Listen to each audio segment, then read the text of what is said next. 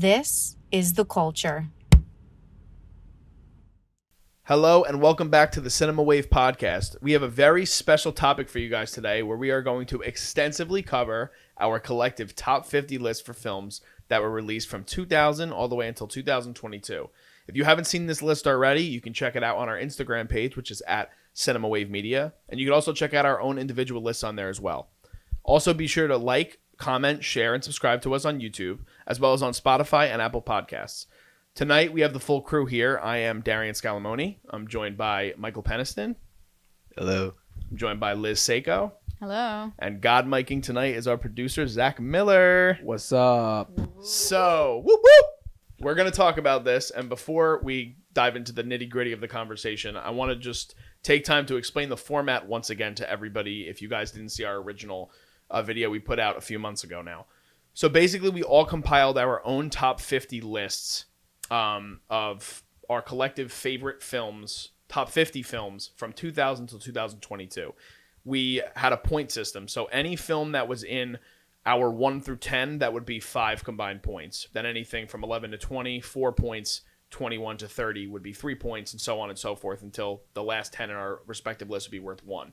All those scores were put together. We didn't see anything previously. Like, we didn't see our co-host lists beforehand. So then we all put them together. We saw the list. We had a great time reacting to that. And now we're going to react to it in live time again with you guys. But basically all that was put together and that made our collective list. I'm pretty sure that only 2 films in our whole entire collective list were on all 4 of our lists that were enough to give it that top 10 spot. And that was our number 1 and our number 2, which we'll get to later on and we'll talk about extensively. The first thing I want to dive into, though, with all of us individually is within our own top 50 list, there were obviously some omissions because some people didn't have it on their lists. And despite it maybe being a 3 or a 4 on our list, it still didn't make the list. So I think we'll just do one each and then we'll go back around and we'll talk about another one. Like, okay. I'll do one. Cool. So number 21 on my list was my favorite comedy of all time, and it's Superbad. I don't know if anybody else in this room has seen it. It is a Judd Apatow picture, I believe. But Seth Rogen and Evan Goldberg also produced. And sort of like a big coming out party for Jonah Hill and for Michael Cera being in the spotlight. And McLovin is like an iconic pop culture character. And to me, it's just like, just every single time I watch the movie, I like belly laugh. And it's so quotable. And I actually saw something on social media recently that said, they did like a science experiment at a university and it was picked the most hilarious movie ever made, which was interesting. I saw that afterwards. But has anyone else in here seen Superbad? Well, of course, yes. Okay. Yes. Great movie. Okay. It's actually it's my number 43. Okay, so it made it's on my Liz's list. It didn't make either of your guys' list. It didn't make right? my list, no. Okay, so the one thing that I would say about our collective list that I wish we skewed a little bit more towards is we have like no real pure comedies, I feel like, on our collective list. I'd have to look at it on like again. all of ours? Yes. Yeah, like the collective list. Yes. Scrolling through really quick. We're a very dramatic bunch, obviously, and we really like to have our hearts torn out and thrown on the ground and stepped on. Oh yeah. The realest of real. Yeah, exactly. I mean, some of the animated ones that made it, you could say, are like More family comedy. Like, this is comedic. more of like a raunchy, R-rated, like in the heart of when comedy was still really pushing in the theaters too. Like, I feel like I haven't seen a really, really good comedy in the movie theater in a long time. Yeah, and I'm a bit disappointed because I do feel like on my personal list there were a few comedies that I feel like not worth talking in this podcast, but comedies that I feel like probably should have been on that list now that I think about it, for the sake of just like for what they did for just comedy. Yeah. But yeah, no, it is a bit surprising now that I'm thinking about it that we didn't have more. Yeah. On there. Yeah. But at least so 2 of us picked that movie, so I'm not in the complete dark with that. Michael, what's one of the films that was on your top 50 list that you were surprised or you were upset didn't make it on the overall list? So number 48 on my list, I had Swiss Army Man, which is it's a movie directed by the Daniels, directed by the Daniels. They recently directed Everything Everywhere All at Once, which was on all of our lists. And I feel like it was a shame that Swiss Army Man didn't make the list. That was one of their first feature films. It starred Daniel Radcliffe and Paul Dano. and I just feel like it kind of like the set the stone as far as the Daniels. And not just that, I feel like they're so good at taking such serious topics and applying such like wit and joke and comedy to it, and still like staying true to that serious topic of which they did in Swiss Army Man. Not only that, the performances. I'm a big Paul Dano fan. I hope I'm saying his name right. Paul Dano, right? Paul Dano, yeah. Paul Dano, yeah. I'm a big fan of his, and then I'm a big fan of Daniel Radcliffe's. And in that movie, he plays a dead body the entire time, and so A corpse, a literal corpse. Yes, and the way they use him, and it's honestly, I think it's really smart, and so I feel like it could have made the list. It could have, there's a few movies I'm content with just being in my own list. Not like it doesn't have to be in a collective group. It's fine, it's whatever. But that was one for sure. I think could have made the collective list. Okay. Have you guys seen that movie? I have seen Swiss Army Man. I have too. You have too? You guys Yeah. I'm surprised I you guys have. seen it. Really? Okay. I feel seen that it's I love the originality of it, Mm. and like I agree with what you were saying in terms of being like somewhat of a stepping stone, getting to everything everywhere all at once. But to me, it's like so wild that I can't get on board with it. Like, Yeah. but I respect the originality of it, and you can see Daniel's like crafting their skills. I think watching Swiss Army Man and Everything Everywhere All at Once as a double feature might be like really valuable, Yeah. especially for like Yeah. cinema classes, like to see how they have like all these wild ideas that come in Swiss Army Man, and then they're able to because Everything Everywhere All at Once is a multiversal, wild, spectacular movie, but they're able to take the originality of Swiss Army Man and kind of balance it somewhat in Everything Everywhere All at Once. You know what I mean? 100%. And I think that I like how you said originality. That's something I didn't think about before, but I think that's why I do have movies like this and Eternal and everything everywhere all at once in my list, just because I feel like you don't see a lot of that originality anymore. It's something that it's rare to see, and so I think that's why it's so striking. It's so like, oh man, that needs to be higher. It's because it is just like a rare sight. And so they do it well. They do it really well. Did any of you guys have anything to say about it? That is one of those movies that unfortunately I cannot remember the plot of it for my life. All I remember is like Daniel Radcliffe just being a corpse and like what was he like going over the water like while farting to be like a human boat or something like that. That is like the only thing that I remember. So it's kind of like a fever dream to me. That movie is like a fever dream. It's literally like a fever dream. I couldn't tell you what the plot is. Like, absolutely have no clue besides him being a corpse. That's like a survival kit. Yeah. Yep. Yeah. That's it. That's it. practically what it is. So I have no other input. But Zach, he plays a anything? good one.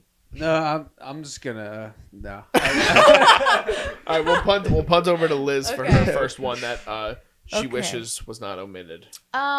So this one, it's more that I'm kind of surprised that it didn't make the list. Is Black Swan, because Darren Aronofsky, Natalie Portman, very dark psychological thriller film that I feel like got a lot of credit and hype when it first came out. So I was just kind of surprised that it didn't really make the list. I don't know It's a if good you pick, guys watched it or if it's on your list. I've only seen parts of it, Wow. but I love what I've seen because I was watching it on TV one day and then I had to leave and I never Wow, returned to the it, which was disrespect. I know, really disrespectful. We do have a Darren Aronofsky movie that made the list, but I think her performance is like amazing in it, Mm-hmm. No, based it's on crazy. what I saw. I think. But that's why it didn't make my list. I would think. Have you seen it, Michael? I've only seen parts of it, and again, the parts I've seen are really good, but it's mostly the performances that I've seen. I don't know if that's like a majority of that movie, but I've seen the performances, and those I think were shot really well. Yeah. Where was it on your list? It was number 30. Number 30. Okay, so it cracked your top 30. Zach, you have anything on Black Swan? Yeah, I love Black Swan.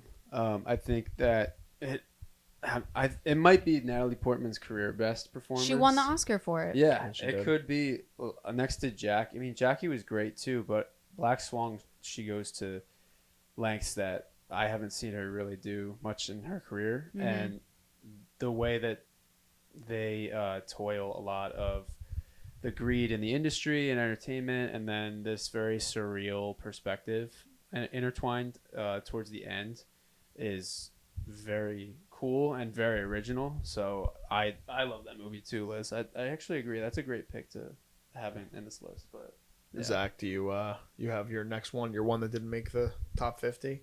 Yeah, so I have City of God. It's a Portuguese movie technically, but it's set in Brazil.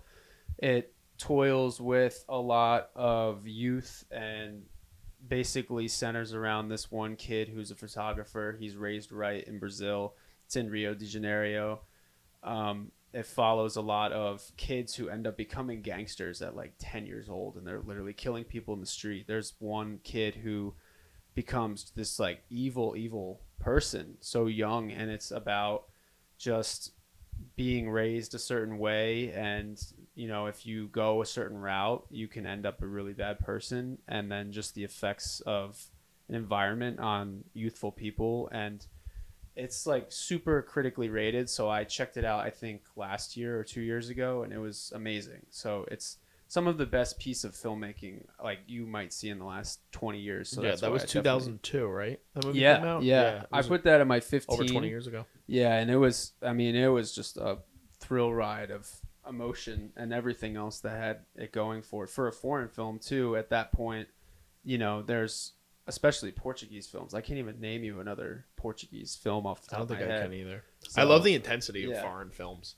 I feel like there's a different like veracity to the way that, not only the way that the stories are, but the way that they're filmed, right? And like it feels so much more like run and gun. Like it reminds me of like, I mean, I'm not a like foreign film aficionado, but like the way Robert Rodriguez used to film things back in the day, like when he did like El Mariachi and Dusk Till Dawn, like it reminds me of like that run and gun sort of style. And I've only seen like the trailer for City of God multiple times, and I haven't watched it, but I do want to watch it, and I hear really great things about it. Have you guys seen it? No. I haven't seen it also, but I do appreciate the fact that you did put a foreign film in your list. I feel like I don't know. Like again, I don't know. I only know a few, like a handful of foreign films, and I do feel like if I knew more, a lot more would have been in my own list and should have probably been in that list as well. But a City of Gods, that's one that I definitely would love to. Well, the three of us have to check it out, I guess. Yeah. Guess I you, gotta Zach, go for watch for that it. one. We'll do quickly one more that didn't make our top 50 list. I wanted to talk for a second about Moneyball. Moneyball is a movie that's like very near and dear to my heart. I'm a huge baseball fan.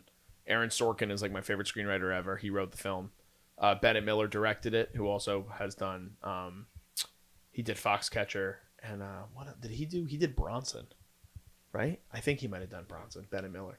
But that was one that was nominated for a bunch of Academy Awards. Brad Pitt plays Billy Beane, a guy who was a really high draft pick in the MLB and didn't make it. And then he winds up being the general manager of the Oakland Athletics in the early 2000s. And they're striving to compete with all these big money teams like the New York Yankees, like I forget who else was like big budget back then, but the Yankees, the Dodgers, yeah. but they were taking a lot of their players away, and they have to kind of overcome all the odds. But it's so much more than a baseball movie, and that's why I think it's very prestige and it's very like dramatic, and they're able to the score too, which is incredible. Trent Reznor and Atticus Ross do the score for it, and that movie just like that movie makes me get chills like every single time I hear the score, every single time I see certain scenes, because it just feels like it's a true underdog story, and it's based on a true story.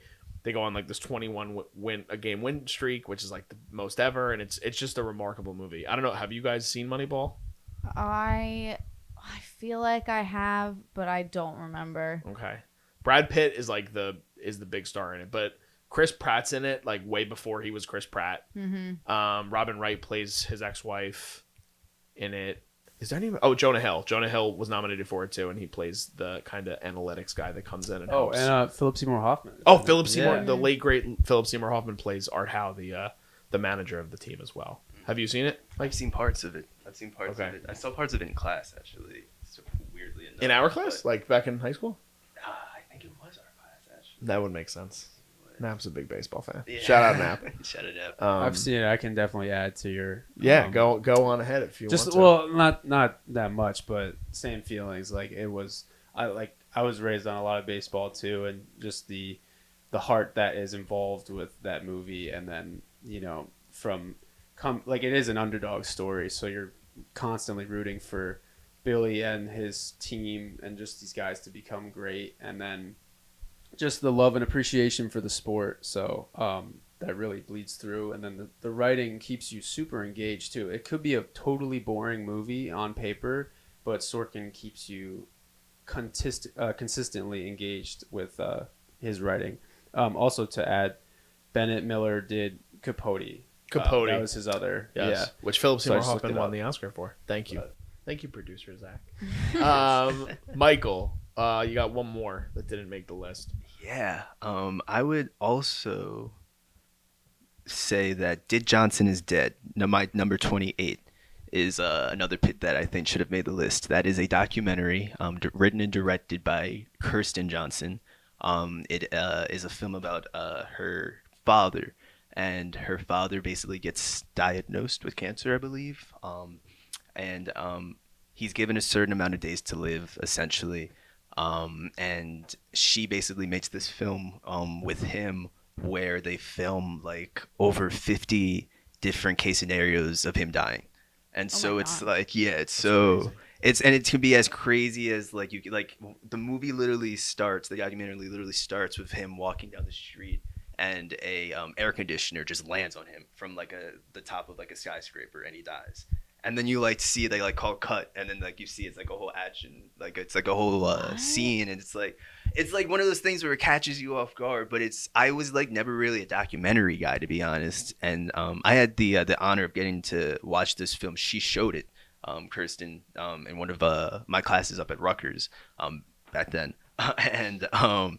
And I remember I think that this is a biased pick, to be honest. But It sounds but super engaging. Yeah. it's very From the jump. definitely worth the watch. But I remember I just got to have a conversation with Kirsten afterwards, like a little Q&A, and the way that she kind of just covered death was something that I'd never seen done, especially in like a documentary. And I don't know, it just kind of resonated with me really well. And so I feel like it should have been on the list. One, because we definitely should have put a documentary on the list. That's I a feel fair like, point. I There you feel like we go. probably That's a should have good put. opinion. Yeah. We should have put him in the documentary. Yeah. And yeah, I just feel like if we were to have put one, it would have been that one. Okay. Yeah. I like that. I don't know if you guys haven't seen None it. of I us have not seen it, seen right? it. I think we should all watch this and then talk about it. 'cause I think that we should sounds too. really We cool. could. Maybe we'll do it for a Introspective, rewatch. yeah. I Yeah, agree. for sure. I like agree. that. I like that. Liz? My next pick, which this one I will say was robbed, absolutely, and I'm not being sarcastic. I'm not being facetious. Requiem for a Dream, another Darren Aronofsky film. Okay. Which- Is he your favorite filmmaker? His films really stick in my head, and I can remember them very well. It's a very visceral experience watching one of his movies. Scarring, honestly. Yeah. Every one of his films. I've never seen Requiem for a Dream, and I want you to have your flowers. But my brother told me he watched this film at a young age, and it scarred him for life. Well, it is definitely not a film for like young children to watch. Well, I at think he was all. like maybe 18. I But mean- like the way they go ahead. Yeah, You so go. I'll say like I saw this for the first time when I was in college, and I was with like a bunch of like my acting friends, and we were like, "Oh, let's put on a movie tonight and just like hang out and like have some drinks." And somebody just randomly was like, "This has a great score. Like, let's watch Requiem for a Dream together." And when I tell you, we all at the end of it were like, "So I'm gonna go home. I'm not gonna hang out for the rest of the night and see you guys later," because this movie really it's trauma and it's like worse forms, and really makes you just sad for like people in life. And Is it all how- based in drug addiction? not I mean, yes, but it's not. It's very colorful, I would say, how he shows it. He doesn't show it just as in like personality changes and like cold sweats. He shows it in like an extraordinary and like visceral experience of, and it's fully from the point of views of the actors and the characters who are in this like drug addiction. So it's not you're an outside perspective being able to see like, oh, they have a drug problem. It's you, the point of view of the person who has the drug addiction and doesn't realize that they have it. So it's crazy, and only watch it if you are ready to I don't know, just cry. Oh my god. But so Zach, you haven't seen it either? No, it's been on my list and not for good reasons, obviously, No, it's because great of the though. subject It's a great matter. movie. It's a really great movie, but I will say, like, don't go out after. Don't have plans. Don't Yeah. have dinner plans after. Wow. We're just gonna snack and Don't. cry. after Yeah. this movie. It's maybe Okay. not even a cry. It's more of like You just feel like weird Empty. inside, probably, Yeah. right? kind Yeah. of. It's one of those things where the credits end up rolling throughout the whole thing because you're just staring at like the ceiling and are like, oh my god, what did I just watch? And then you need like a whole day before you actually start talking about it because you can't. Doesn't I'm it make you so, want? like- My pitch makes you I'm, want to like, go watch scared. it, doesn't it? Like scared. I'm like even more scared. But than I anyways, that was my previously. 12. That was my number Oh, 12. that was high on your my list. list. Okay. That's why I'm really so another surprised. one we have to get to watch. We gotta have some cinema wave movie nights We do. for sure. Zach, your last one that didn't make the list. My last one is another foreign film. It's Another Round. It is. With I Mads want to see it so Mikkelsen. bad. dude. Go. It's on Hulu. I Wait, what's just the name of looked it? up. I missed it. Another round. Oh, okay. It won the Oscar for Best International Film like 2 or 3 years ago. I think it was during 2021. COVID. Oh yeah, the 2020 then. It was released before COVID, but it qualified for that year of Oscars. But so it's a dramedy, and it starts off in a comedic tone where these 4 childhood friends, they're all grown up and they're reuniting, and they decide to do this experiment with drinking every day and in their own environments. Like one of them is a school teacher, one of them is I can't remember all their roles, but they all have their own jobs, and they start drinking in all of these scenarios just as a fun experiment to see how far their body limits can go. And then it starts to take a turn for the worse because it integrates into all of their lives in poor fashions, and it has effects on their relationships. But then a lot of the major overarching theme is to enjoy life to the fullest and just do the most with what you have and the time that you have with the people you have. So the ending is great. I loved it. It's a very heartfelt movie. It has a lot of familial heart to it, and that was my pick for sure. Can you remind me what country that movie came from? you So I remember. looked it up on IMDb, and it had 3 listed, but the major one was Denmark, That's what I thought. and the director was Thomas Vinterberg. It's So- is it in? It's in Danish. It's not. Yeah, it's I think That's it's what it says, some the English. language Yeah, is. but most of it is Danish. Yeah. Well, it's available on Hulu. Yes. So go check it out. so we're gonna have to watch that one. I'm probably gonna do it as a rec pretty soon. Okay. All right, so let's finally Let's dive into the let's top get into 50. this. All right, so I will read off 50 through 41 on our collective list, and then we'll talk a little bit about some of them, and then dive extensively on some others. Number 50 on the list was Meet the Robinsons. That's from 2007. Number 49 was Chronicle from 2012. We have One Night in Miami from 2022. That was 48. Number 47 is The Lobster from 2015. Number 46 is Garden State from 2004. Number 45 is Me and Earl and the Dying Girl from 2015. Number 44 is Moonrise Kingdom from 2012. Number 43 is Atonement from 2007. 42 is The Wrestler from 2008. And number 41 is Inside Out from Pixar from 2015 at number 41. So there's a couple we were going to talk about extensively. Let's start with number 50. It's a good place to start. When we dropped number 50, there was some pause. There were some people in our audience that were very surprised to see this. And there were 3 people in this room that were very surprised to see it on the list. My jaw dropped. Because Michael Peniston, our very own, had this film listed. Where did you have this ranked in your list? Remind me. I can. It was very high. It was I don't have them. Here have we go. it So up. you had it number 9. So this was within your top 10. Number 9. And Wait, that's crazy. none of us, not only did none of us have it on our list, I don't know if any of us even considered it. Now, I haven't seen it. I say that in the most respectful way possible. Now, I haven't seen this film. It led to a really great... You've never seen it? I've never seen Meet the Oh, Robinsons. okay. But it led to a really great listening session to I was gonna Rob say, Thomas. you guys want to give us a Yeah, little, Little Yeah. Wonders. a little Oh, segment? no sampling. You guys will have to check the After Hours special for that. But... I was so ready for that. Man. So, Michael, please, the floor is yours. Let's talk a little bit about Meet the Robinsons. Yes, Meet the Robinsons.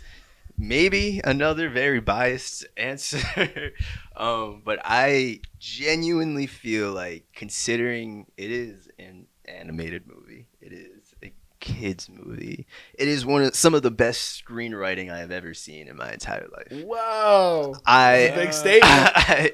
And I remember being a kid watching this movie and being like, "Holy shit, this is one of the best movies." Michael as an 8-year-old child. Yelling holy shit Holy at the screen. shit, This this is is legit, life-changing. No, but like seriously, I just feel like in the sense of just time traveling and just like having like a story kind of like come full circle, like that's the best way I can describe it. That movie I feel like is the epitome of that. I feel like this movie it just does things that I've seen like real life movies Yeah. like about time travel, like not be able to really get that down, honestly, the same. And then honestly just the emotion of this film is what also I think really makes it just a truly special movie. But again, it's really just the screenwriting. Like I don't know if words could truly do it justice.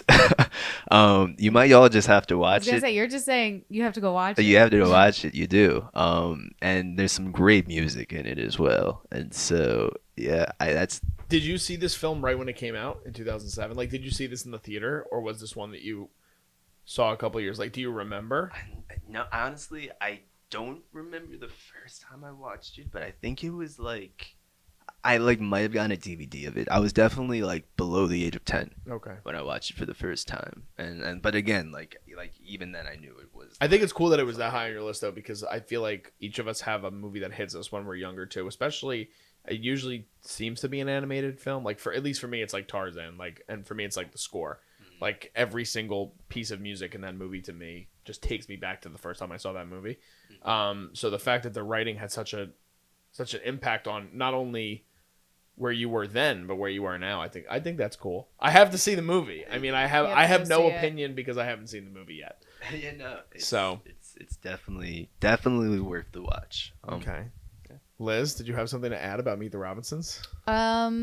This actually, I will give credit to Michael. I'm pretty sure my younger sister loved this movie as a kid because I just remember her having it on all the time, but I personally didn't really respond to it Okay. in the way that others do.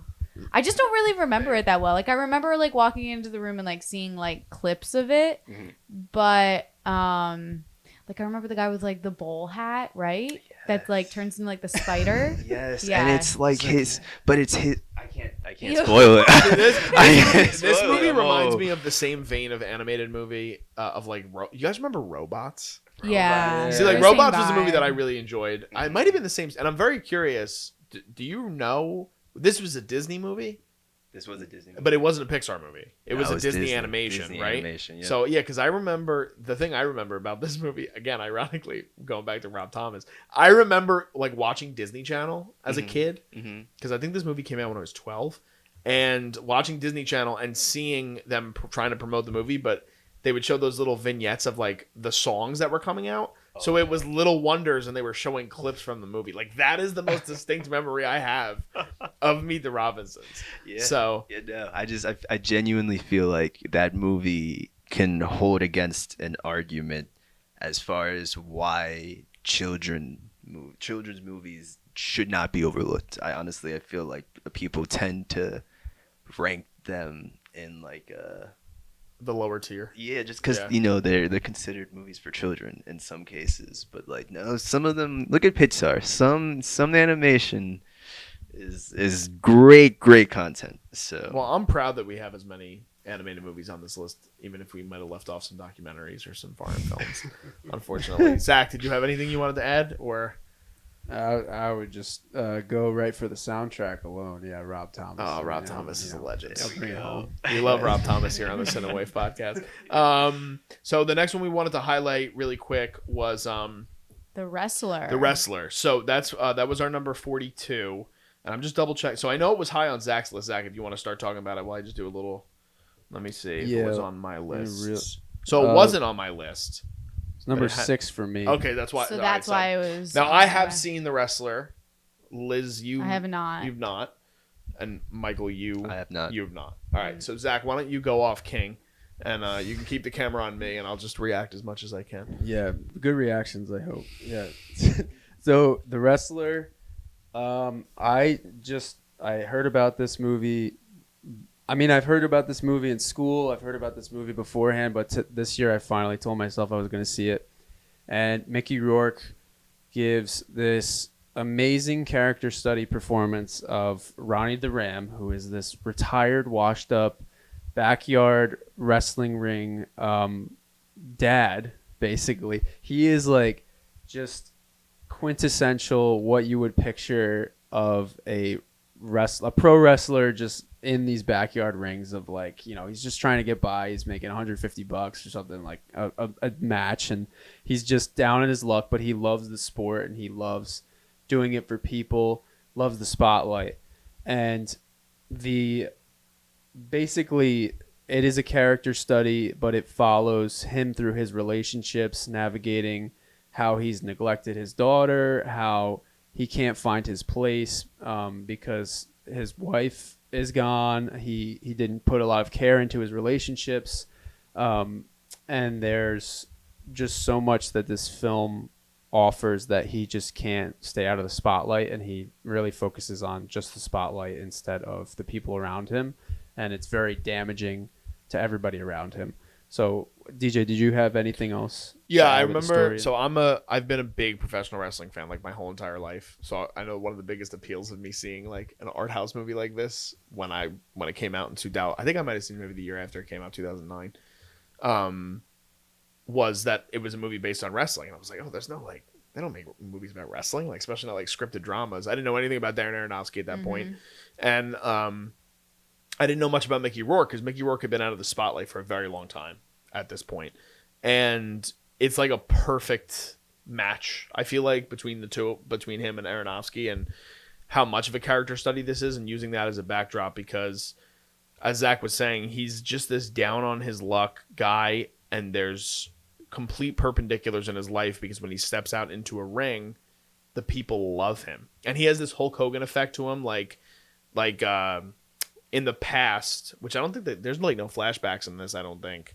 No. But I think he even his walkout music might be "I'm a Real American," which was Hulk Hogan's theme song. But like there are elements of he just wants to be recognized for being this guy that at one point in his life was larger than life, and he's never been looked at that way by his daughter, who's played by Evan Rachel Wood, and she does a great job in it. Marissa Tomei plays a stripper that he has a relationship with. And she's great in the film as well. But the movie, like Dex, is like a pure character study, and it's very interesting to see it in the backdrop of professional wrestling. It didn't make my list. It was one that I think was right outside the top 50 for me. But I love this movie. Is it something that sounds interesting to either one of you guys? Yes, just because it's Darren Aronofsky, so I feel like I'm gonna go watch it. The actual story, I didn't know that it was like completely about like his relationship with like retiring and then also like his family. I thought it was more just like Literally wrestling. Wrestling. Yeah. Oh, Yeah, no, it's it's- less. Yeah. yeah. So which I like it, a lot more. it's more of something now that I'm interested in knowing that. Okay. Yeah, because there's a lot of just the wrestling is like, it's really not about like, okay, he has to win X amount of matches like Rocky, like Yeah. he's not going for that final match like, okay, and then I win all the prize money. he's kind of just trying to find his way back into the spotlight. And then, you know, like DJ was saying, he was recognized as this great wrestler. He was an example for people. He was an inspiration for some kids. And like, oh, they used to play with my action figures and stuff like that. But now he's retired. There's another big part of the plot that I didn't add is like he has a heart condition and a health condition. Oh yeah. Oh, okay. And they're basically telling him like you should probably not keep wrestling or it could be damaging to you. And he's like, I don't know if I can do that. And he's basically literally living in a van and he's like, I can't stop doing this because I love it so much and this is all I have left. And it's some of his income. Like there's a really really emotional scene. At least like again for someone who knows the professional wrestling business, where like he's at this like it's not even like a convention. He's like in a random room, and he's signing 8x10s for people, and he like takes a moment to look around, and there's like nobody there. There's like 7 total people that are coming. It is, and again the Darren Aronofsky effect. Yeah, like, it's great. He's able to make you feel so isolated and empty in these character based stories. But anyway, Michael, was there anything you wanted to add or something interested in seeing the movie? Or No, I was just gonna say that I definitely more interested. Honestly, just even knowing now that it's like a true character study. I'm a big fan of character studies, and so I feel like I'll definitely watch. Okay, all right, another one for the Cinema Wave movie night. All right, we're gonna dive into this is now 40 through 31. So preface this by saying our number 40 is Harry Potter and the Deathly Hallows Part 2, which came out in 2011. That, as well as one you'll hear later on in the list, we sort of did as like the best that we could as a compilation for a full franchise. It's very hard to, I mean, if it was up to, I feel like a lot of us here, we'd probably put a lot of the Harry Potter movies in the top 50. It would have been my like number 1 through. There's 8 films, 1 through 8. 1 through 8. There you go. So we just settled on Deathly Hallows Part 2 that came out in 2011. That was number 40. Our number 39 film was Mad Max Fury Road. That was in 2015. Number 38 is There Will Be Blood from 2007. Number 37 is Memento from 2000. Number 36 is Avengers Infinity War from 2018. Number 35 is Spider-Man Into the Spider-Verse, also from 2018. Then we have Little Miss Sunshine from 2006. That comes in at number 34.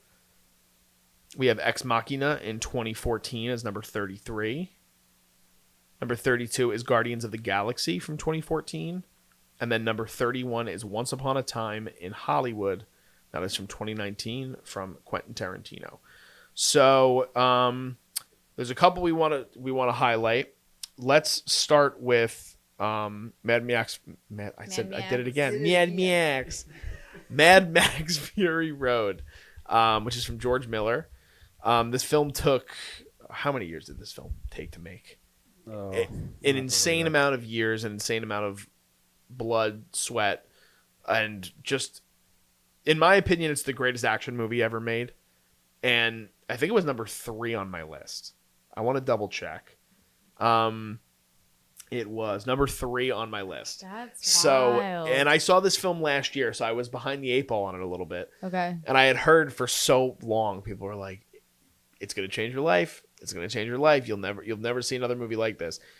And it's one of those movies where I was sitting down and I was watching it, and it's like what you see in cartoons where like your eyes are going in a million different directions because there's so many things happening, and the editing is so fast paced, and the camera work is so remarkable. But it pissed me off that I didn't see it in theaters now. I was just about to ask you that.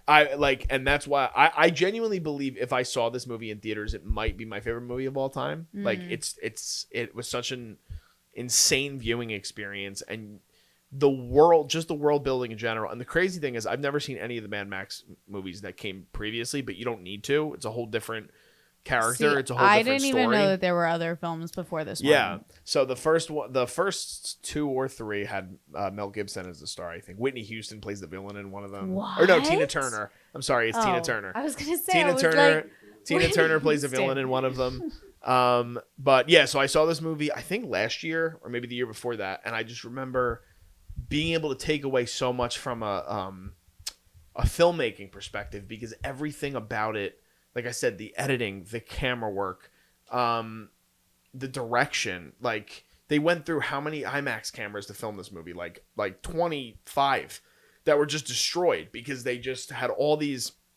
They built all these rides, or they built all these insane cars from like this apocalyptic universe, and they would blow them up, and like there would be cameras rigged to them, and the cameras would blow up with them, and like we got the footage right. It's like It's all practical. insane, pretty much. yeah. And almost the whole entire film was practical. So it's one of the greatest viewing experiences of my life. If I saw it in a theater, it might be my favorite movie ever. It was number 3 on my list, and it made it in the 30s on our list. So, Zach, did you want to add to it a little bit? Yeah, I was gonna say this was one I did forget to put on there because I did see it too. It was I do remember us spectacular. having a conversation Yeah. about it And I afterwards. was like, yeah. oh man, you're right. Yeah. Totally forgot about It's a that. really, really great movie. Neither of you guys have seen it, I right? have never seen it. Okay. No. You guys have to see it. Has to catapult to the top of your list. I know another one we wanted to touch on briefly because it was high up on her list was Little Miss Sunshine. Just really quickly.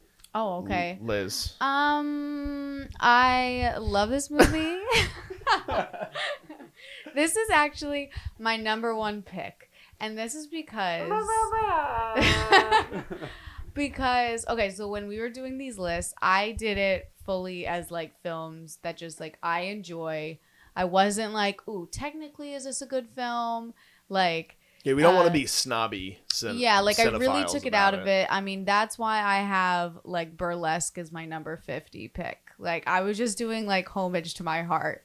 And Little Miss Sunshine it's just one of those movies that I saw when I was younger. And for me, it is the perfect like comedy drama.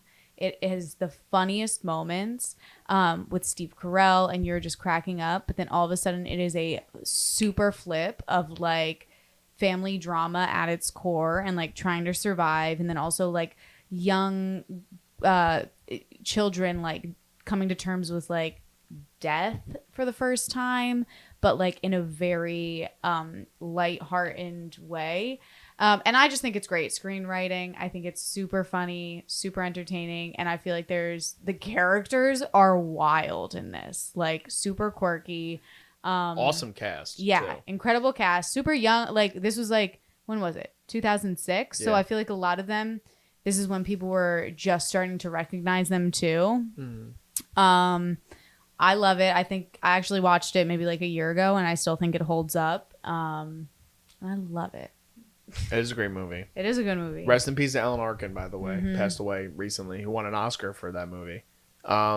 It's also just so funny, like the concept of like this family who's like young, like little girl just wants to be in a pageant, and so they go hardcore across the country just to get her in this beauty pageant. And I'm not gonna give any spoilers, but when they finally make it to the beauty pageant, all hell breaks loose. It's so great. It's chaos. Wait, is Paul? Paul Dano's in it too. He. Have you I've seen this I movie? haven't seen it, but I've seen one scene from this that now now so it kind of. so you need to now go watch the And full the thing. whole movie. I do. Exactly. What was the I scene that you saw? Can I have a guess. It's definitely like the biggest moment probably for his character. for his character. Yeah. For Dano's character. yeah. Yeah. It's the scene when you find out that he can't become something. Yes. No spoilers. I don't want to give a spoiler, or maybe should I? I mean, this movie's been out for a long if time. if I'm gonna give a spoiler, so get out if you haven't seen it yet. Just fast forward like 30 seconds. Yeah.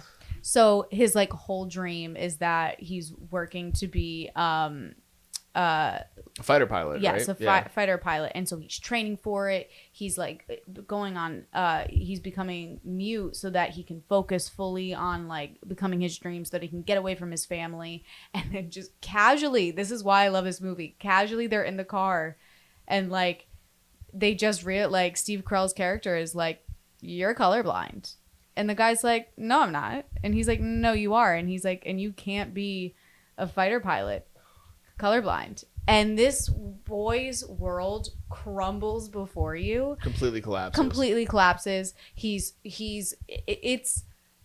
beautiful because he has not spoken a single word until that final moment when just like everything releases out of him and he just like screams like, fuck.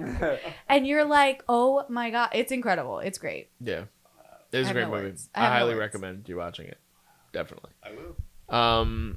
So now King Zach's gonna go off again because we did also want to touch on There Will Be Blood, which was a big Oscar pundit when it came out. Daniel Day-Lewis. Another, by the way, we're very clearly Paul Dano stands here because he's been talked about so much already. He also is in this film. So Zach, go ahead and go off. This is his career best performance. Oh, By far. Wow. I feel like most people wouldn't. Liz especially. Like I think. I think you would. Every podcast, my voice is cracked, so I'm just gonna stop talking. Like I've actually never seen this movie. I haven't either, and I don't think you have either, Michael. Neither, no. So this is why. So pitch You me. guys haven't Pitch seen. us. No, Give yeah, us a pitch- good There one. will Give it be to blood. us. Sell This me. is okay. All of the letterbox bros right now are like grinding their teeth, just ready for me to. Okay, so this is one of the most perfectly executed films of all time. There is perfect performances. There is amazing set design. There is fantastic cinematography, and the story. You get swallowed up in this man's greed to take over this small village. Not even a small village. He's basically an oil man. He's trying to dominate the West in its early infancy of it starts in like 1890s and then it goes into the 20s, 30s by the end. And he's an oil tycoon, so he's trying to just wipe small town America off the map. He's very greedy. He's very power hungry. And he is not letting anyone get in his way. There are accidents that go wrong through his oil works. There are relationships that go completely sideways. Daniel Day-Lewis, I would argue this is his best performance too. I mean, but he is also an incredible force. I mean, like I love this movie so much, and I had this at my number 4. And there's so many reasons. This is one of the only movies I think I've watched video essays of them just describe like, oh, this is visual imagery here and this is this there. And his arc, there are little subtleties in the beginning here and then it comes up again. And I'm like, I didn't even think of that. And then you notice all these extra details come out. It's just so thorough and meticulously crafted that it's just one of my favorites like ever. So I will say he did win the Oscar, Daniel Day-Lewis. Yeah. He did. So you are Paul correct Thomas for saying Anderson his- film too. Yes. They also won the Oscar for Best Achievement in Cinematography. So which is crazy because Who Roger shot Deakins it? was shooting No Country for Old Men the same year. Well, and that was a big thing that Oscar season because they both came out in 2007 and they both have that very like old timey, grimy sort of Western feel. Yeah. But they're very crime based, and I mean, Yeah. I've seen No Country, and I saw No Country for the first time last year, and I love that film, which is number 1 on your list. Yeah. So one day I can't wait to watch There Will Be Blood and talk about both of them with you because I would love, yeah. imagine we hate it. But I will cry. Yeah. his world will crumble. Similar Yes, to Paul exactly. Dano's. I will be Paul Dano in that too. Um, But there was another fact with that movie too. So No Country for Old Men and There Will Be Blood were filming not far from each other in physical locations, and there's a fire scene in There Will Be Blood that they had to set off so much smoke on their set. And No Country for Old Men had to shut down shooting for the day because they could see the smoke. Wow, It was really, I was like, whoa, that's a crazy stat. And they were both crazy movies That in is the crazy. same year. Zach, So- Zach really knows all Seriously. the fun facts. he knows all the He factoids. does. I got the Um, Carfax. The car. Oh God. All right, so that was our 40 through 31. Now we'll quickly go through 30 through 21, and we'll start talking about those a little bit. So we have number 30 was 20th Century Women from 2016. Number 29 is Eternal Sunshine of the Spotless Mind. That's from 2004. Number 28 is Django Unchained from 2012, another Quentin Tarantino joint. We have 2013's Prisoners. That's number 27. Shrek from 2001. That's number 26. Number 25 on our list is Midsummer from 2019. Number 24 is Uncut Gems from 2019. Number 23, we have Baby Driver. That's from 2017. Number 22, again, similar to the Harry Potter effect, we have Lord of the Rings Fellowship of the Ring.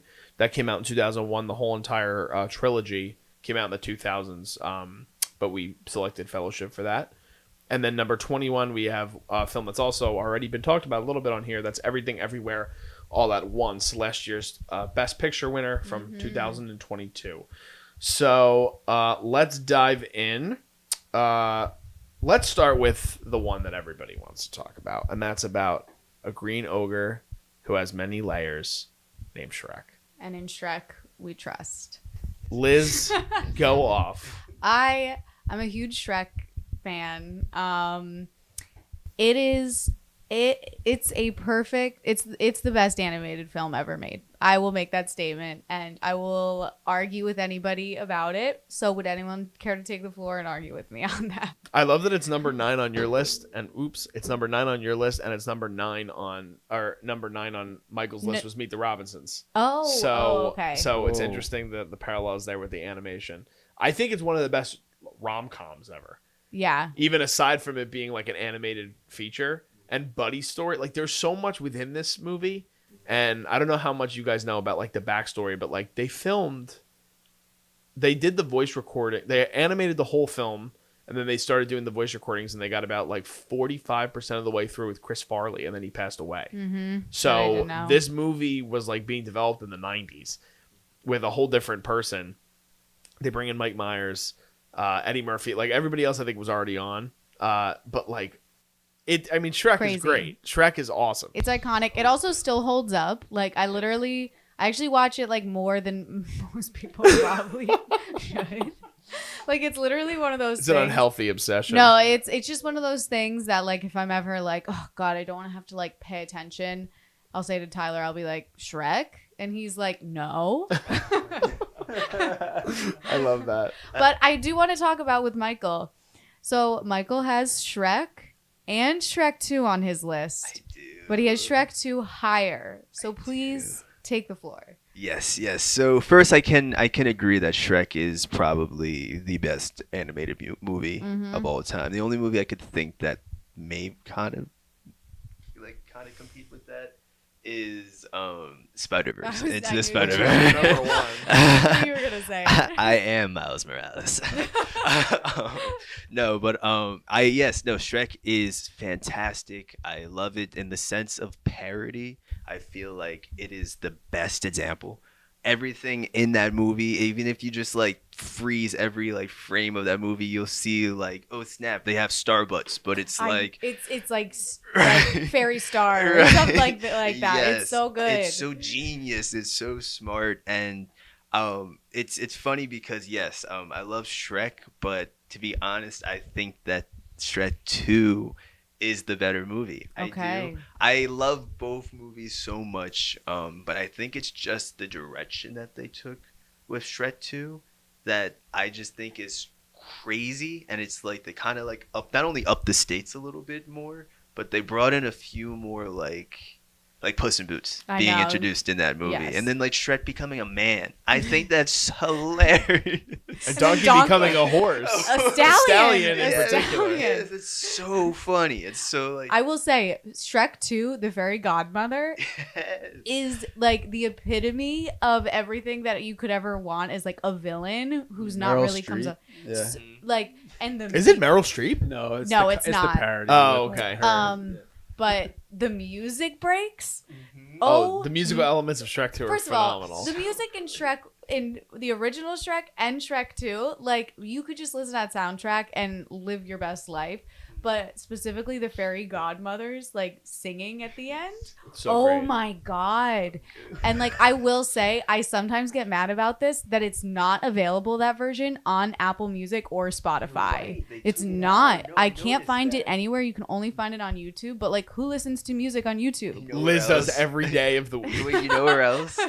I have the DVD, and it's on the DVD. I do too. Get out. I do too. Get DVD, out. yeah. Get out. I love both animated movies. I love both Shrek and Shrek 2. I think the one element of the first Shrek that I love too, I think Lord Farquaad is like one of the funniest characters in the history of cinema. Like oh my God, the scene where he has to pick Princess. The A princess is like still to this day. I could break that scene down, and it would be like top 5 funniest scenes I've ever seen. Yeah. Like pick number 3, Pick me number, lord. and he's like holding up two, or yeah. he's holding up 2. He's like, pick number 3, my it's- lord. it's And so- 2 fingers. It's so great. So good. Oh my god, they don't make animated films like Shrek anymore. They don't. And that's the problem. That's why we just got to keep watching it. Exactly. I was gonna say too, if you were to go one-on-one soundtracks, I mean, you got Smash Mouth versus Rob Thomas for Meet the That's Robinsons. tough. That is a tough. Whew. Smash Mouth might have the edge. I might listen. think so. I might listen to both of them every morning that I wake up. I'm gonna listen to it on my way home tonight. I love that so much. All right, so the second film we're going to talk about in this tier is a movie that I really appreciate. I think it's super. I shouldn't even say underrated because I feel like a lot of people have seen this movie and it's because of the star. But it's something that so much of this is driven by the lead performance, at least for me, why it was so high on my list, as well as the direction. But Uncut Gems, which came out a few years ago. Adam Sandler plays this really awful human being who works in the Diamond District in New York. And I believe it has like the 3rd most F words in the history of cinema. Does Like really? it like Wow. surpassed like Wolf of Wall Street. And it's directed by the Safdie brothers, who are like one of my favorite directors ever. And there's something about like, and when I explain this movie, so I'm going to pitch it for whoever hasn't seen this movie. And usually when I do this, they're like, it doesn't sound like something I'd be interested in. But it's like the definition of watching a movie that is an anxiety attack. Like that is what this film is. And you're on the edge of An anxiety attack. There you go. literally. Whoa. Oh boy. How do we cut around that?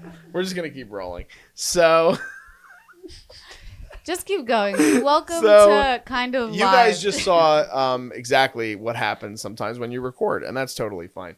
But basically, this film is.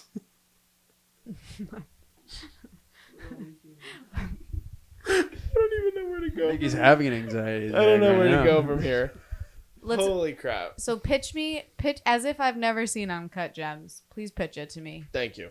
So Adam Sandler plays this guy who works in the Diamond District, and he's like a really big piece of shit human being. And he has like a family, and he basically like pimps himself up. Like he wears Gucci, and he's wearing like this expensive jewelry, and he's selling like diamond out like Furbies to like NBA players. And it's this film that is just so anxiety inducing, and you're on the edge of your seat the whole entire time for a film that doesn't have a crazy amount of like action. And it's not something where you're like relying on like a character death or people like actually like fighting one another. And there are some like fighting scenes in the film, so to speak, but it's conflict. It's just true conflict. But the guy is so slimy, and there's so much about his decision making that is like the definition of poor, that every single time he makes another decision, you're like yelling at the television or you're yelling at the movie screen. Like you're like, what are you doing, dude? Like you just had an out. And there's something about Adam Sandler, who is again such a comedic force, like for so many years, and people recognize him for doing things like Hubie Halloween on Netflix. And then he turns around and does this. He won the Independent Spirit Award for this film. Robbed of an Oscar, at least not. I thought he was going to get nominated. I didn't think he was going to win. He's never been nominated. Other films that he's done really good dramatic work, like Reign Over Me and things like Punch Drunk Love, he's never been nominated. But Uncut Gems, and again, like the work of the direction and the editing, being able to keep you on the edge of your seat the whole time, just when so much of the film was based in conversation, is why I think it is worthy of a spot in the top 50 and in the top 30 in particular. I think I had this one within, where did I have this one? I had it number 5 on my list. So it just cracked my top 5. And anyone have any comments about Uncut Gems? I do think it's a really, really good movie. I remember it honestly surprised me when I saw Adam Sandler's performance. I was like, this is like the same guy that was in Jack and Jill. like, this is like, what's going on here? But no, it's so good. Every actor in that movie played their part, honestly. Even Who was it? Who is Kevin? Was it Kevin Garnett? Who was it? Kevin Garnett is the Yeah, NBA star, he was yeah. in that, And so and, much like- of this cast are not actors. Yeah. Like it was the first thing Julia Fox had ever done, Mhm. and then like all the people he talks to in the Diamond District are all real people that work in the Diamond District. Yeah. So and then the first performance for Kevin Garnett, but Yeah, and then honestly, I got to give my flowers to the Safdie brothers. I feel like they're just great directors. Good Time is Oh, one of so another good. great film. Favorite It was was also actually- on my top 50, I think. That too. was on my list too. Yeah. Yeah, that's a great movie, and honestly, they do amazing work, and so I feel like I can agree. I could see this being in that list. Awesome. Mhm. I like that. Have you seen Uncut Gems? I have, and You I have? agree with everything that you guys have to say. It was I can't remember. I think I might have seen Good Time before I saw this one actually. It came out Um, before it too. Yeah, so I think I already knew that. Like, I kind of was like, oh, this is definitely like their vibe, of just like on the edge of your seat the whole time and like not letting off the gas at all for their audience. Yeah, I agree. It did not make my list, but Good Time did. Okay. Should we move on? Yeah, you can move on. All right. Yeah. Let's do number 20 all the way to 11. We're almost at the Let's top do it. 10. All right. Number 20 is Avengers Endgame. That's from 2019. Number 19 is The Florida Project. That's from 2017. Number 18 is Manchester by the Sea from 2016. No Country for Old Men, which we talked a little bit about, from 2007. That's number 17. Sound of Metal is number 16. That's from 2019. Silver Linings Playbook comes in at number 15. That's from 2012. A Best Picture winner in 2016, Moonlight. That's number 14 on our list. The 2006 Best Picture winner, The Departed. That's number 13 on our list. Gone Girl from 2014 is number 12. And another Tarantino movie makes the list. I think it's our last one. It is Inglourious Bastards from 2009. So, Michael, let's start with you. Did you were there one of these the two that we had picked previously we were going to talk about were Sound of Metal and The Departed? Or either one of either one of those crack your list? They didn't, honestly. I haven't even seen Sound of Metal, if I'm going to be completely honest. I remember seeing a lot of promo for it, and it looked incredible, but I never got the chance to see it. And The Departed, it's been a long time that I've seen it. So it's like, I remember it being a good movie, but I not enough in my memory that I could put it on a list. Okay. Yeah. Liz, do you want to start with Sound of Metal? Yeah, so Sound of Metal made my number 14 on my list. You should watch it. I feel like you would actually really like yeah, it. you would love it. It's just a really great film. I mean, it kind of happens in the first like 10 minutes, so I don't really think it's a huge spoiler, but it's pretty much about a heavy like metal drummer who slowly starts to lose his hearing and how he has to come to terms with it. And so that's just like a hard thing to accept for him. And then it's the story of him learning to accept this. I think it's so beautiful. The last like 5 minutes was my favorite part of the film. And I feel like sometimes not a lot of people say that about films of like, ooh, the last like second was my favorite. It was absolutely my favorite. I think it summed it up perfectly in like a beautiful bow. Yeah, I love it. I love it. I think it also does a really nice job of bringing in ASL and incorporating that. Yeah, beautiful film. Zach, did you have something to add with Sound of Metal? Yeah, the Sound of Metal, there was just a lot that went into that.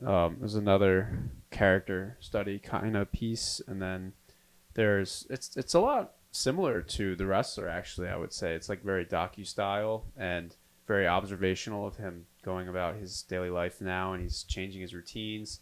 So it's really affecting he has to upend his entire life and change it and adjust it because he's now handicapped and he's deaf. And then I feel like it's even similar to The Wrestler in a way where he all he has is drumming and making a living off of drumming. So he has to come to terms that he can't do it to the fullest extent anymore, but he's trying to find workarounds. But yeah, it's very touching. It goes into the ASL community a lot, and then a lot of deaf communities that I didn't really know there were like outreach programs for, and that was very enlightening too. So I loved that they got into those details too. Yeah, I thought Riz Ahmed's performance is remarkable in this movie. He was nominated for Yeah, an Oscar. and I know that I think this was nominated for a few too. I think It was got- nominated for 6 total, and they won 2. They won for Did best. Paul Raci win for this? No, he was nominated. No, Right. he was nominated, but they won for best sound and then best achievement in film editing. Okay, so yeah, I mean the movie again, it's like a technological achievement as well, but it's a movie that I feel like a lot of people haven't seen, and it's available on Amazon because it's an Amazon original movie, I believe. Like they put the funding up for it and bought it at one of the festivals, but you would definitely really really enjoy the movie. And I want to say one more thing Yeah, about yeah. it. Something that I think also really stuck out to me now that I'm just thinking about it because I haven't seen it in a while is I feel like a lot of films when they're focusing on like the deaf community, they just make it silent. They were able to make it sound like muffled so that like slowly you would be like, oh, so this is what his hearing is like now versus when he damaged it even more, how it got worse. So that I think is really cool because rather than just being like, oh, he's going deaf, cut out all sound, they slowly had the audience going through what he was hearing at the same time. yeah, there's a lot of magnificent work in terms of the sound design of this Yeah. movie for sure, because it plays such a big part in not only his story and his relationship to music and his relationship to being able to hear, but his relationship to how that kind of helps him along his journey, and he has to learn through ASL how to be one with himself and be one with the world. So highly recommend. You would really like it. I think you'd really like it. The Departed. So this was high up on my list. I'm just double checking. This was number 4 on my list. It finally won Martin Scorsese a Best Picture, and it finally won him a Best Director Oscar. He's one of my favorite directors of all time. And though this, which is so crazy because so many of his films are original, this is a remake, which is ironic. Infernal Affairs, right, is the movie that I think it remade, I believe. Internal Affairs, It's based off of another foreign foreign trilogy, language. I Yeah. believe. Okay, Yeah. so this movie is like, talk about like cast, like what an insane cast of personalities. And the craziest thing is it only got 1 nomination in terms of acting, and I thought it was like for all the performances it was okay, but like Mark Wahlberg is good in the movie. He's the one who I'm alluding to, but Leonardo DiCaprio, Matt Damon, Jack Nicholson, Martin Sheen, who am I to? There's so many people Alec in this movie. Baldwin. Alec Baldwin's fantastic in this. Vera Farmiga is great in this movie. Like there's so much in terms of the acting, and there's an insane twist. Again, it's an older movie. I'm not going to spoil it. Just if you haven't seen The Departed, there's so much there in terms of these 2 characters in Leonardo DiCaprio's Billy Costigan and Matt Damon's character, whose name is escaping me right now. But they're 2 characters. They kind of flip lives, and you see one of them goes through the academy, and one is undercover as a police officer who's working for the Irish mob. And that is for Jack Nicholson's character, who's based largely on Whitey Bulger. And Jack Nicholson is unbelievable in this movie. And there's so many scenes in this that are unscripted and improvised that are just add to the story and kind of heighten it. And then at the same time, the script for this movie is also incredible, and the actors are able to play to it so well that it feels like this like wide, expansive, beautiful array of just talent all across the board, which is why it was so high on my list and it was high on our collective list. But any of you guys want to add to it? Anything? So I've seen this movie, but it's been a very long time, which is why I think I kind of like overlooked it. So I feel like it's time for me to go watch it again. Okay, do a little rewatch. Zach, anything? Yeah, I feel like this is one of the most overlooked Scorsese movies too. I feel like a lot of people's first thought of Scorsese is Goodfellas or Casino or those Like Raging Bull. yeah Yeah. those really early picks like Taxi Driver. Mhm. But The Departed is, if he were to only make this movie, or if this was his best movie, it would still be so high on a lot of lists. But yeah, the cast, for it to have that ensemble and that level of intensity that everyone brought to that, I can't believe that they only got a limited amount of noms. I for know. that. It's so insane. crazy. So crazy to me. Any more in that sort of 10 that we wanted to touch on briefly? Not for me. No Florida Project? It's a good indie film. It's a great indie film. Yeah. I love it. I love it. It's a great like fly on the wall sort of. I mean, I could talk about it. Oh, if we can. want. No, we can move on. That's fine. Um, Was there anything? Oh, Eternal Sunshine. Did we skip that? I think we did skip that one. But Endgame's in this one. Yes. And I honestly just to show the love to Marvel, just because I feel like between what was it, the 20th? Number 20. Yes. Yeah. Between the 2000 to now period, I feel like Marvel has obviously made a major whatever word you want to use in that sentence, because I'm drawing a blank. They've just been on the scene and they've done a lot. And I feel like Endgame, I definitely can see this being in as high as it is. I think Infinity War is the better movie, and I know you agree with that. I mean, I think you agree with that statement. I think it's a better movie. Just Endgame to me is like the culmination of the whole entire universe. Essentially. Exactly. But exactly how you put it like that, I feel like in terms of Marvel setting up that 10-year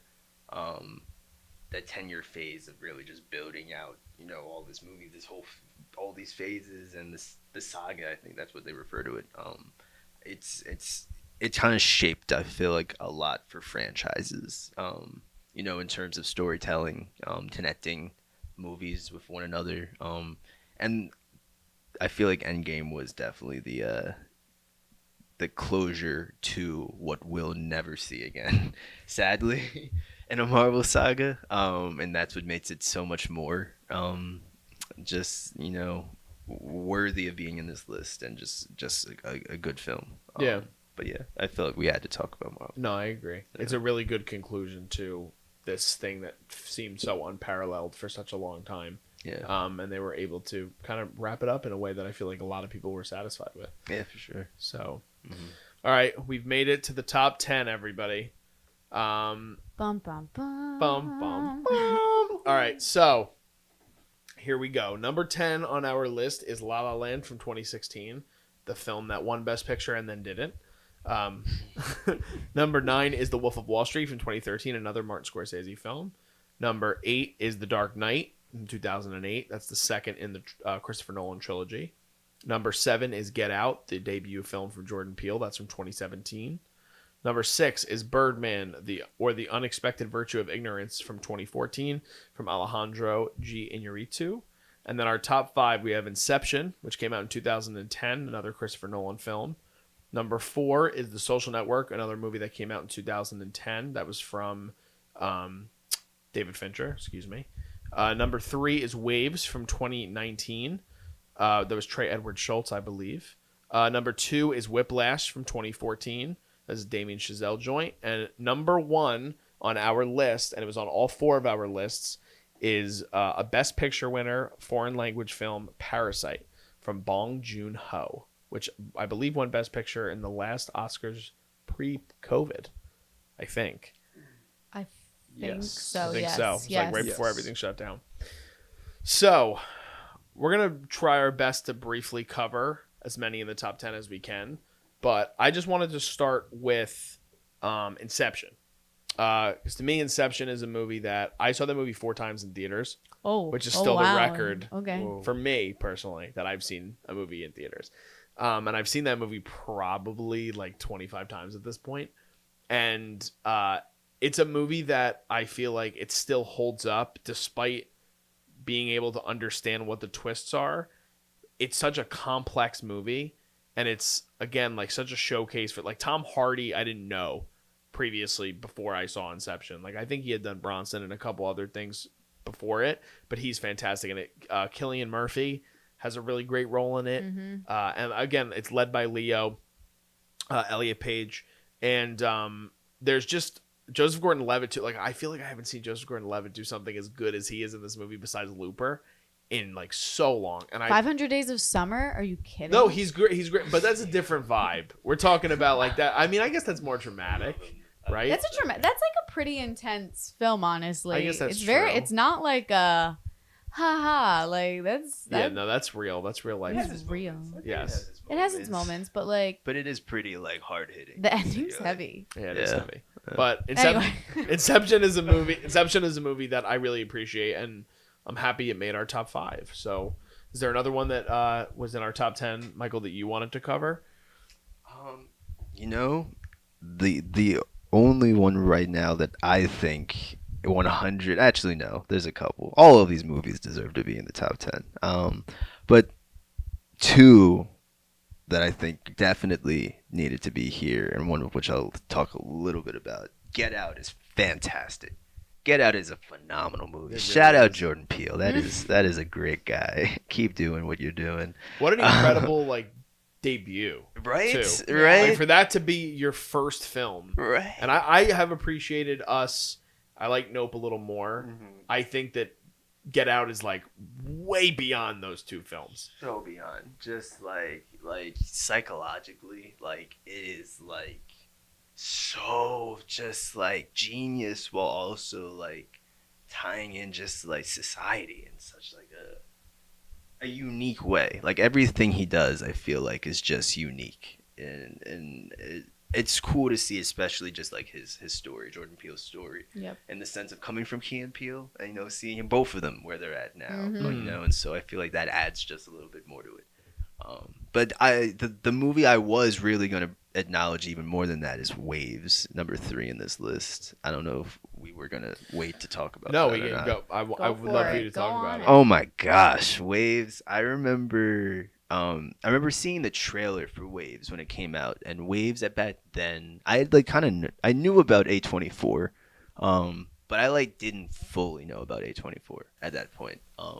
And so I remember Waves was like one of the first things that that got me to realize like, oh snap, this is like a legit, like they're like serious. And then I like took a step back and realized everything else that they had already released at that point. I was like, where have I been? But Waves genuinely, I feel like at all angles is just a fantastic film. I feel like from the acting, the storytelling, a lot of the editing.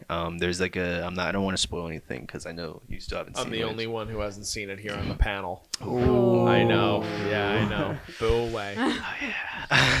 Oh no, but there are significant parts in that film that really just completely change like the film and everything that you thought you were watching. And it's so many just different.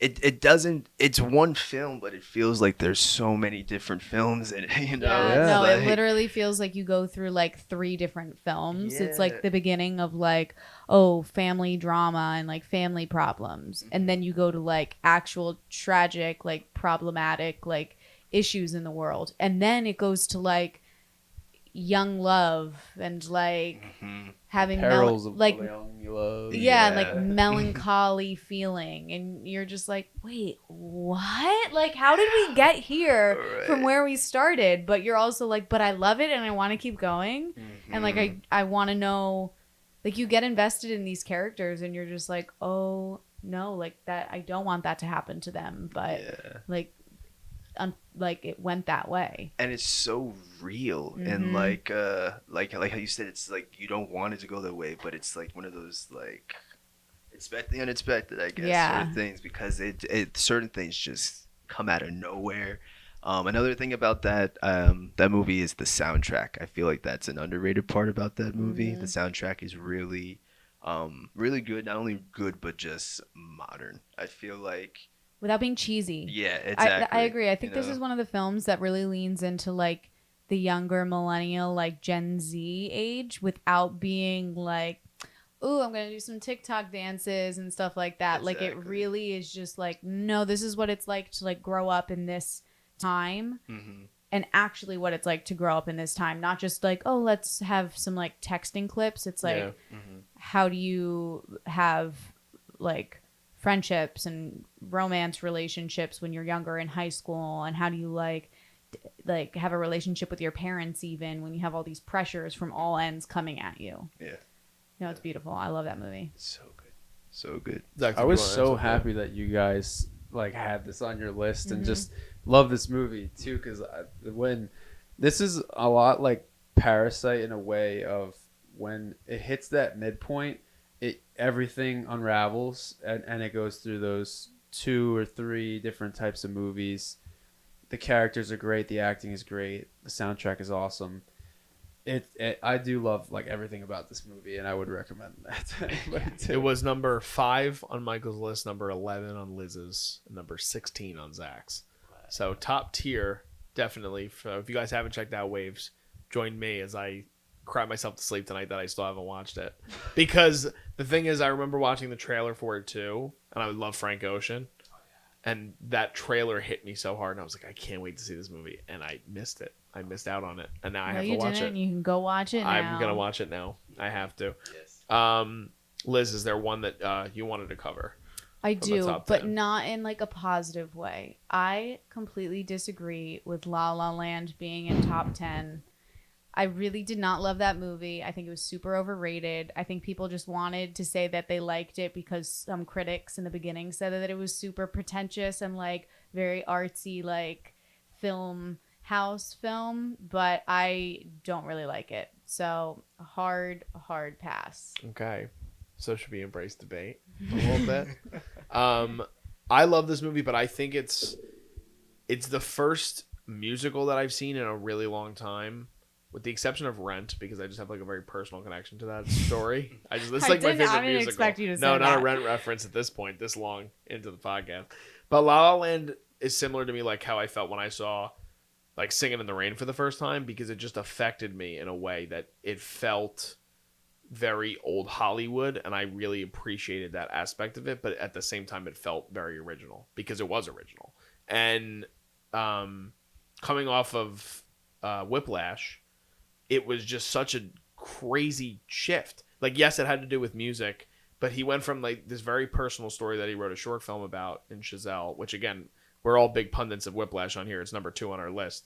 But he was able to make this remarkable jump, in my opinion, like in terms of like everything, in terms of the casting, in terms of the production design, in terms of how the story took place. And I think a lot of people think it's a paint by numbers story, which I guess in the bare bones of it is, but he's able to weave in so much by the music. There's so much that is, and the choreography too, I think is so essential to the movie. So that's my take on it, why I think it's so. I'm just double checking where it was on my personal list. I had it number 30, so I didn't have it crazy high. Ooh, who had but it really high on their list then we to get have, it this high up? Zach had it number 28. I had a 12. Michael had a 12. Okay. So, and again, remember in the point system, it did get to number 10, so it wasn't in the top 5, but 3 of us did have it on our Alright, list. pretty high up there. It got the point scale higher. Did either of you guys want to add to The La La Land?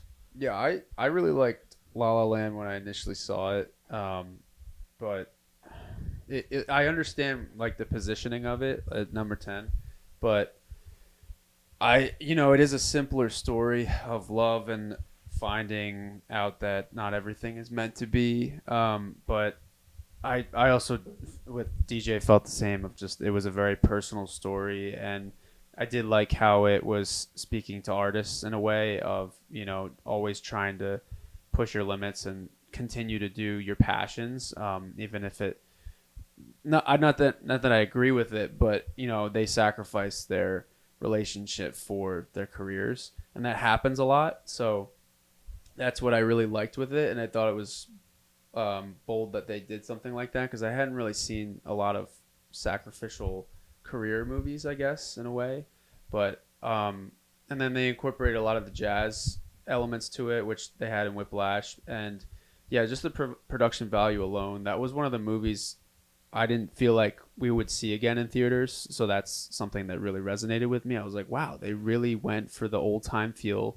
They tried to make it a little bit more modern, but they went for something that was very well cared for and known to audiences, but they had an original take on it. So, Michael, anything? Yeah, no. I mean, I had it pretty high up, so I probably should say something. Yeah, no, I agree with both of you, you guys, about as far as the just that old Hollywood feel. I really appreciated that old Hollywood feel. I enjoy musicals. I mean, I enjoy music, so I'm always, curious just to see different ways that music is incorporated into film, whether it's musical or whatever. And I feel like in the sake of music and choreography and all of that, I feel like it was really good. I feel like all of that just hit, like, was really good. It's funny, I remember watching that movie with, I forget who exactly I watched it with, but whoever I did, kept going on and on about how mad the ending made them. And like it almost like to the point where it ruined everything. Like the last 5 minutes of that film ruined everything they had watched prior to that. And I remember sitting back and like being like, "What? No," because I loved the ending. Honestly, I feel like La La Land, the way it ended, just felt so real and was so different than what we had seen in typical musicals, even at that point. But honestly, just like that happy. To let it go the way it did, I feel like was so different and a little bit groundbreaking, and to a certain degree, and that's why I think I had it so high up. But it didn't have to be that high up. I don't think it had to be that high up. It was kind of too high. So it shouldn't have made top 10. I think the ending is interesting though too, because I feel like that's definitely the most divisive part of the film. At least in my experience of like having conversations with people that don't like it, usually they're like, "Well, the ending was terrible and I didn't like how it ended." See, I liked the ending. I just think these two characters were completely unlikable, and like I didn't have any empathy for them. Okay. Which, like, that's a huge thing for me, is like if you're gonna be not that they're like problematic characters, but I think that they're supposed to be a little bit like, oh, do you like them? Are they kind of assholey because they're artists? Like that vibe. You need to have a core thing that gets the audience to want to like be on their side. And I didn't. Them, yeah. I was not on either person's side. So then I was like, go ruin your lives. that's a good point though, because I did realize that Mia was a little selfish on a rewatch. Mhm. Like I was like, there's that one argument scene where the record stops, and I love that scene. But when I first watched it, I was like, oh, Ryan Gosling, you shouldn't have said some of those things. But then afterwards, I was like, no, Mia is not really that great, and saying some of that, and I'm like, you're not really helping him out or supporting him either. So that I kind of see that, and they are both selfish in their own right, to certain extents, but like they're not the damnable selfishness, but they're not necessarily likable. So I agree with you on that. That's my take. Zach, do you want to start our discussion on the number one film, Parasite? Parasite. I feel guess like we have should to- talk about it. Let's since talk. it's Let's our- talk about it. So, just recapping before we wrap up this episode, Liz had Parasite number 18 on her list. Michael had Parasite number 18 on his list. Ooh, I had okay. Parasite number 13 on my personal list, and Zach had it at number 2. So I do think it is Oh, Zach, perfect go for Zach off. to, You're okay. jumpstart this okay. conversation. But again, we all obviously had a very strong connection to this film. So Zach, you go on ahead, buddy. I saw this movie in 2019. I saw a double feature of The Lighthouse and Parasite. Which one did you see first? I saw The Lighthouse first, and I was like, that was crazy. It's a lot to unpack, but it was great. Like I like that movie. I don't know how other people digested that movie, but I was like, dang, that was good. That was gonna be hard to top. And then I go into Parasite, knowing nothing about it, watching zero trailers. I'm like, okay, all right. I'm watching like 30, 40 minutes, and I'm like, okay, yeah, this is cool. Like the funny family, like they're getting back at them, revenge, and then that midpoint comes, and oh my god, you're like, okay, whoa, where am I going? Mhm. Oh man, this is a roller coaster. They go into societal themes, class themes, with visuals, with story, with writing. I mean, that film also solidified Korean entertainment for American audiences for a lot of for a lot of reasons and a lot of people. And it really, especially winning an Oscar too, it really showed that, you know, there are so many filmmakers from Korea and that part of the world that deserve to have their voices spoken in film and TV. So it was just incredible for that to be in a theater and coming out with that. I was like, I've never seen anything like that in theaters since, and I don't know if I will in a way, but that was my starter on the conversation. What do you guys think? I think that I remember the first time I saw this movie too, and it was sometimes leading up to the Oscars, if there's a couple films that I haven't seen yet and they just happen to wind up on streaming, I'm like, oh, I'll watch them the days leading up. And usually the last few years especially, there's one that I'll watch like right before the Academy Awards. Like I will watch the film for the first time and it will end, and there will be about 25 to 30 minutes before the telecast starts. Oh, so you mean right away? Right before. Wow, okay. Parasite was this film for me the year of the Academy Awards, and I was so happy that I got to watch it right before that, so I could kind of revel in that feeling that so many people in the film industry felt about this movie and the connection they had to it. And that was solidified in a different way when I was a video production teacher in a high school, and in one of my film classes, I got to show them this film. And the same point that Zach made, when the mid part of this movie hits, especially when I'm in a room full of teenagers, and that happens, and then the bell rings perfectly as soon as the twist happens, it was like one of the greatest feelings ever. Yeah. Because they're like, we're not going to class. Like, we're watching. I was like, no, we'll see you next class, but there's a lot to talk about. And I remember having like a 35-minute discussion about just getting to that point and what that meant for the film and the overall just not only message of what the movie was trying to get in terms of like classism and things like that, but how the whole movie flips on its head. It reminds me of like a visual representation of like an hourglass. It's like you're leading down. It's like, oh, this is a nice movie. And then it immediately flips. And then you're like, wait, the stakes just completely changed. What just happened? Time is running out. What is going on? And again, I don't want to spoil this movie because it's still relatively new. And if you guys are not on the train, you guys haven't seen Parasite yet, It's like just so good. you have to see this movie. It's remarkable. I know, I remember when I saw it, I also got to watch it right before it won Best Picture, but it was also after the fact. So it was definitely on I think it just got on Hulu at the time or something like that. Like a when week I watched. before the Oscars, I think it got on Hulu. Yeah. And I remember I watched it, and I can fully admit that prior to that watch, I was uneducated and just ignorant when it came to watching Korean films and and everything. And I remember I watched that film, and that midpoint happened, like we all got to, and I was genuinely blown away by the storytelling. It was one of the best stories I had seen in so long, and it just kept getting better towards the end and the things it covered.